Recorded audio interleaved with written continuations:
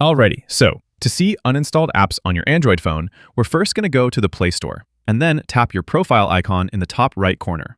From there, go to Manage Apps and Device, and then instead of looking at the overview, we're going to tap Manage up here. By default, it usually shows all the apps currently installed on this phone, so I can tap that menu and choose which device we're looking at, if the same Google account is being used on multiple devices. So, other Android devices logged into the same Google account, you'll see them here.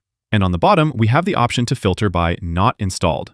This list view will show apps that have been downloaded using your Google account in the past, but aren't currently installed on the phone. In my case, it's also showing some apps that came pre-installed on my other phone, but I never installed on this particular phone. So even though I didn't delete those apps, they show up here because they're not installed on this device. But it also shows apps you've manually downloaded from the Play Store and then later deleted. If you wanted to remove something completely from your download history, I could check an app here and then just click the little trash can. This would remove the app and it's not going to appear in the list anymore. You can still download that app again from the Play Store anytime you want. And that's how you check for uninstalled apps on an Android phone. Click that like button if this video helped you and subscribe for more easy guides like this. Thanks all, until next time.